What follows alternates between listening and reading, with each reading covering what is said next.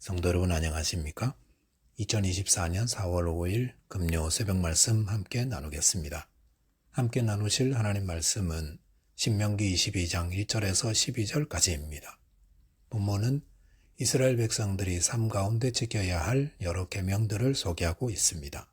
본문을 통해서 성도는 자비로워야 함과 또한 거룩한 자로 구별되어야 함에 대해서 묵상하겠습니다.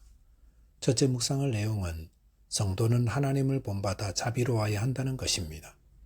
본문 1절에 보시면 내 형제의 소나 양이 길 잃은 것을 보거든 못 본 채 하지 말고 너는 반드시 그것들을 끌어다가 내 형제에게 돌릴 것이요 라고 하였습니다. 이 말씀의 의미가 무엇인지 모르는 분은 아무도 없을 것입니다. 어쩌면 이 말씀은 이미 유치원에서 저희가 배웠던 내용이라 할 수 있습니다. 유치원에서 한 아이가 집에서 자신이 아끼는 인형을 가지고 왔습니다. 그 인형은 그 아이에게 분신과도 같은 것이어서 조금도 떨어지지 않는 것입니다. 놀 때도 화장실 갈 때도 식사할 때도 늘 인형과 함께 있었습니다.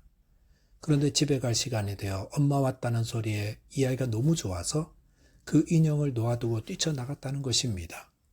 그때 옆에 있던 아이가 그것을 보고 어떻게 했겠습니까? 저거 하면서 소리 지를 것 아니겠습니까?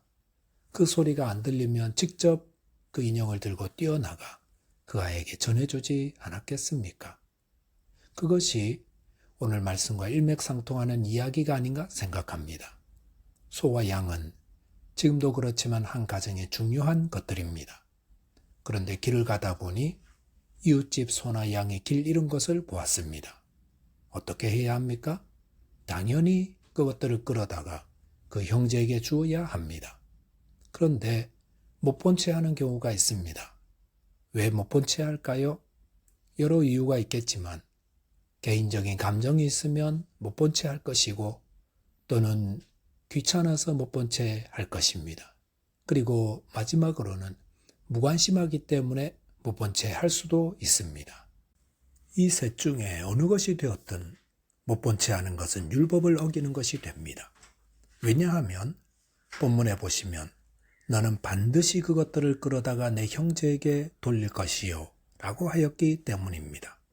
하나님은 이웃의 잃어버린 소나 양을 보았을 때 그것을 그 이웃에게 되돌리게 하는 것은 반드시 해야 하는 일이라 하였습니다. 이것은 하나님이 그의 백성들로 하여금 적극적으로 선을 실천하도록 명하심을 말하고 있습니다. 그런데 남의 잃어버린 소나 양을 그 집에 데려다 주려면 얼마나 귀찮겠습니까? 오늘날 사람들이 가장 싫어하는 게 이 귀찮은 것이 아닌가 생각합니다. 조금만 귀찮고 번거로우면 참지 못합니다. 하지만 성도는 귀찮고 번거로운 것을 극복해야 합니다. 선한 사마리아 사람이 강도 만난 이웃을 도울 때 그것은 얼마나 귀찮고 번거로운 일입니까? 하지만 선한 사마리아 사람은 기꺼이 어려움 당한 이웃을 도왔습니다. 하나님을 사랑하는 자라면 이웃을 사랑하기 위해 귀찮고 번거로운 일도 기꺼이 감당해야 합니다. 갈라디아서 6장 10절에 보시면 그러므로 우리는 기회 있는 대로 모든 이에게 착한 일을 하되 더욱 믿음의 가정들에게 할지니라 하였습니다. 성도는 기회가 되는 대로 이웃에게 착한 일을 해야 합니다. 본문 6절과 8절에 보시면 그것은 하나님이 창조하신 자연세계에도 그래야 하고 또한 자기 집의 옥상에 난간을 만드는데도 그렇게 하라 하였습니다. 6절에 보시면 길을 가다가 나무에나 땅에 있는 새의 보금자리에서 새가 알을 품고 있거나 새끼와 함께 있는 것을 보면 그 어미새와 새끼 혹은 알을 다 가지고 오지 말고 어미새는 반드시 놓아두라 했습니다. 고대 시대에 먹을 것이 부족할 때에 새도 훌륭한 음식이 되었습니다. 그럴 때에 어미새는 반드시 놓아주라 했습니다. 그것이 하나님이 창조하신 자연을 사랑하는 방법입니다. 또한 8절에 보시면 집을 지을 때 지붕에 난간을 만들어서 사람이 떨어지지 않게 하라 했습니다. 이것들은 모두 하나님의 자비하심에서 나오는 모습입니다. 저와 여러분께서 하나님의 자비하심을 본받아 이웃을 사랑하고 또 자연을 사랑하는 자 되시기 바라겠습니다. 둘째로 묵상할 내용은 성도는 거룩한 자로 구별되어야 한다는 것입니다. 본문 5절에 보시면 여자는 남자의 의복을 입지 말 것이요 남자는 여자의 의복을 입지 말 것이라 이같이 하는 자는 내 하나님 여호와께 가증한 자이니라 하였습니다. 여기서 여자는 남자 의복을 입지 말고 남자는 여자 의복을 입지 말라는 것은 당시 가나안 민족들의 문란한 제사의식을 경계한 것입니다.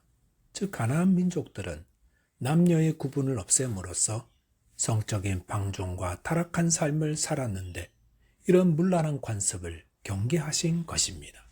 물론 이 말씀은 신약시대 성도들에게 문자적으로 지키도록 요구하고 있지는 않습니다. 그러나 이 말씀의 근본 정신은 무엇입니까?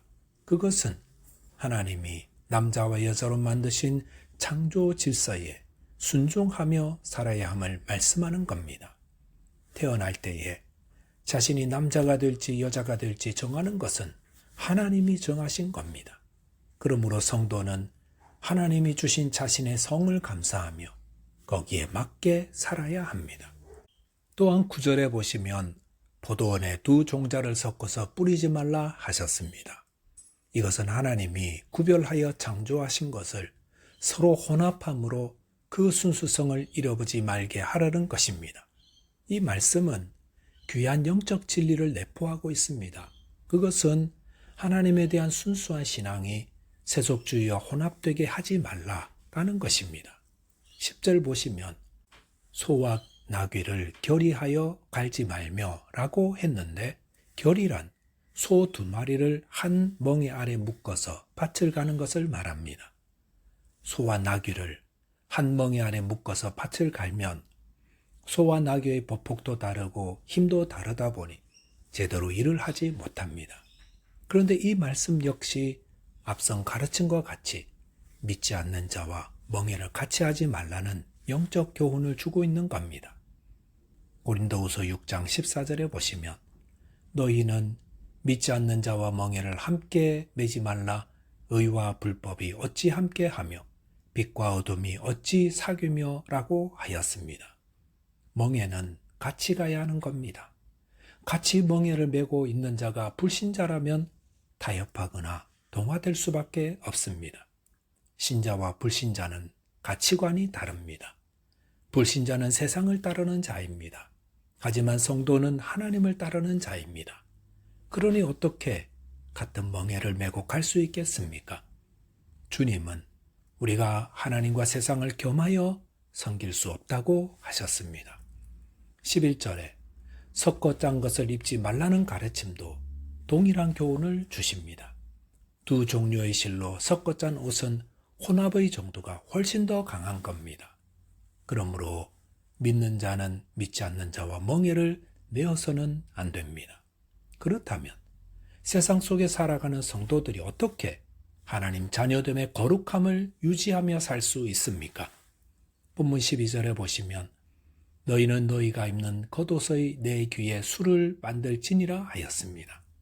여기서 술이란 장식이나 끈을 의미합니다. 하나님은 이스라엘 백성들에게 겉옷 내 끝에 술들을 만들어 달게 하셨습니다. 이것은 내가 누구인가? 내가 하나님의 백성이며 거룩한 백성이라는 것을 보며 기억나게 하는 것입니다. 사람은 자신을 어떻게 인식하느냐에 따라 말과 생각과 행동이 변화됩니다. 군인이 가장 군인같이 말하고 행동하고 생각하는 것은 군복을 입고 있을 때입니다. 경찰관이나 소방수들도 유니폼을 입고 있을 때 훨씬 더 맡은 일에 집중을 합니다. 하나님께서 이스라엘 백성들의 겉옷에 술을 달게 하신 것도 이와 같은 이유 때문입니다. 하나님은 그의 백성들이 자신의 겉옷에 달린 술들을 보며 매 순간 자신의 정체성을 기억하기를 바라십니다. 성도가 세상 속에서 하나님의 자녀로서 거룩함과 성결함을 지키며 살아가려면 자신이 누구인지를 늘 기억해야 합니다. 오늘 본문에서 사소한 일들에게까지 거룩함을 유지하게 명하신 하나님 말씀 기억하면서 나 자신이 하나님의 거룩한 자녀임을 늘 기억하며 거룩한 자로 살아가게 되시기 바라겠습니다. 기도하겠습니다. 하나님 아버지, 저희에게 주님의 자비로우심을 본받는 자 되게 주옵시고 이 혼탁한 세상에서 하나님 자녀됨을 기억하며 거룩한 자로 살아가게 도와 주옵소서. 예수 그리스도 이름으로 기도하옵나이다. 아멘.